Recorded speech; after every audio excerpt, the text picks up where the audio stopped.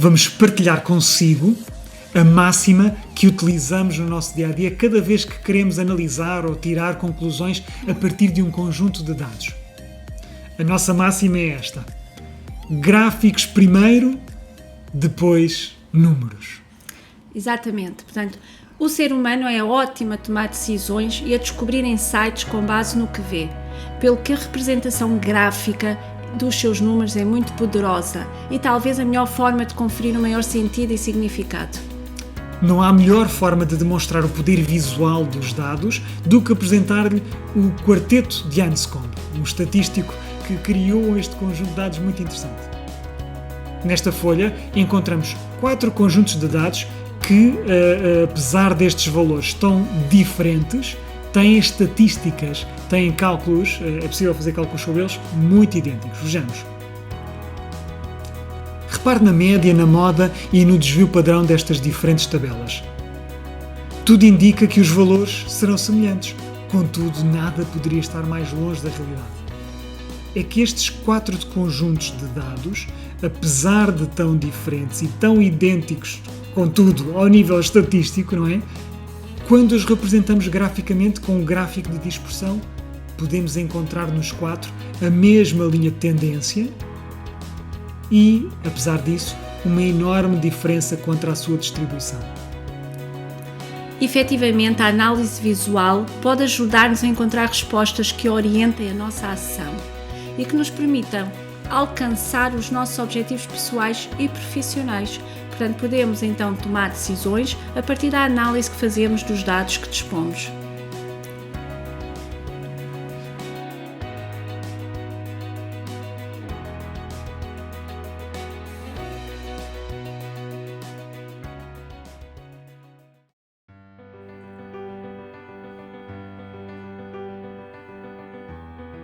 Bem-vindos à nossa terceira aula digital completamente dedicada aos gráficos. Vamos fazer aqui de imensas representações visuais de dados. Já verificámos e já conhecemos a sua importância, vamos começar por usá-los. Nós encontramos então no documento Aula Digital 3, Gráfico 2, pedimos então que no nome apaguem cópia de... Vamos ficar só com o título Aula Digital, carregamos em Enter. E depois então vamos verificar se este documento está a ser guardado na pasta correta. Ele está no meu disco, portanto o nosso interesse é clicar no curso Google Folhas de Cálculo, clicar em Aulas Digitais e agora mover para aqui este ficheiro. Pronto, isto é importante para que todos os ficheiros fiquem guardados na vossa pasta do curso e assim possam consultar mais tarde, se for do vosso interesse. Ótimo! Estamos com um separador, o separador com o título Função Repetir, e este separador dá conta dos seguidores nas redes sociais da nossa página, da nossa organização. Portanto, os seguidores, imaginem, da Câmara Municipal de Lisboa. Com as várias redes a indicar então o número ou a frequência, neste caso de seguidores, temos 60 seguidores do Facebook, 45 do Twitter, até 12 aqui de uma rede que se chama Medium. Portanto, nós já temos aqui estes valores introduzidos para facilitar então aqui esta aula. E na coluna D temos a expressão gráfico barra pictograma. E portanto vamos aprender a inserir então um pictograma relacionado com os dados que já estão inseridos. É verdade. Por vezes menos é mais e o mais simples é muito poderoso para representar e contar a história dos nossos dados. E é isso que vamos aqui fazer também. Vamos usar não já a função gráfico do Google Folhas de Cálculo, mas vamos usar uma função, a função repetir, para nos ajudar a criar um pictograma, um gráfico assim baseado na frequência, não é, dos nossos dados. Como? Temos uma aula digital toda dedicada às funções, é certo, mas se podemos já concordar neste aspecto que para criarmos uma forma, uma função, precisamos de um igual. E vamos usar uma função simples que se chama repetir, e os argumentos desta função vão para dentro de um parênteses, como está até aqui a indicar nesta ajuda que está a surgir no ecrã. Ora, diz assim agora, qual é o texto a repetir?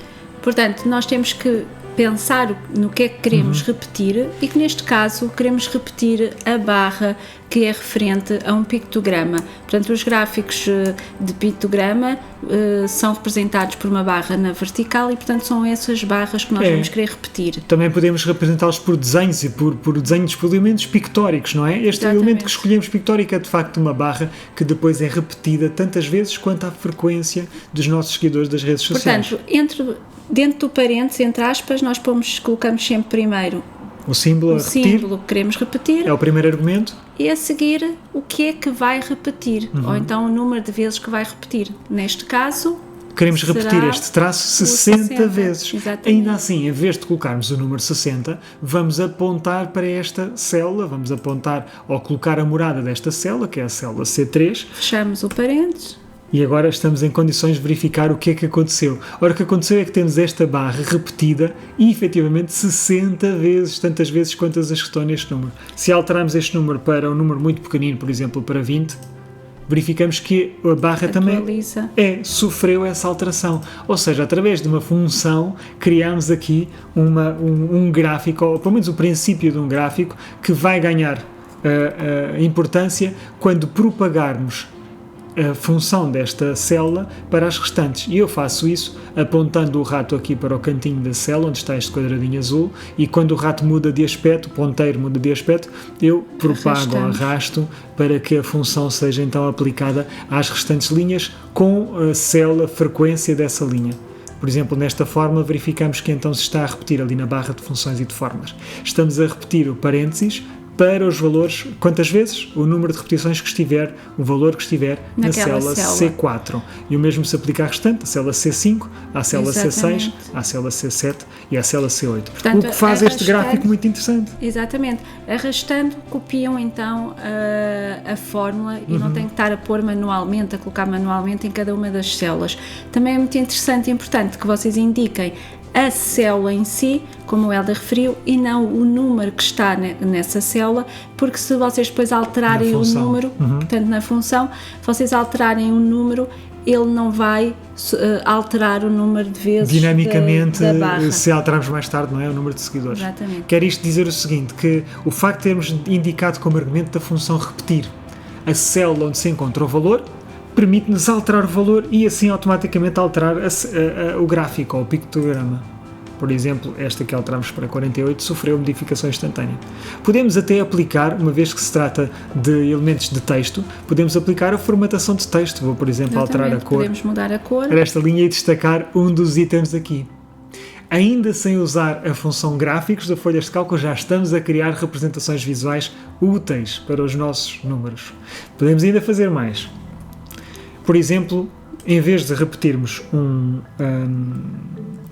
em vez de estarmos aqui a repetir um traço, podemos repetir uma imagem, como este emoji aqui dos óculos de sol. Se definirmos uma frequência para este emoji, por exemplo 10, podemos então usar a função repetir, outra vez, vamos escrever repetir. Reparem que ele já me sugere aqui o que é que eu devo pôr na função, mas apesar da sugestão, para praticar. Vou escrever manualmente. Repetir, abre parênteses. E o que é que eu vou agora repetir? Já não é um traço. Nós queremos repetir a imagem. Colocamos a imagem aqui. Quantas vezes? E agora vamos indicar quantas vezes devemos repetir esta imagem. Ora, o número de vezes que estiver na célula C10, que por acaso é 10 vezes.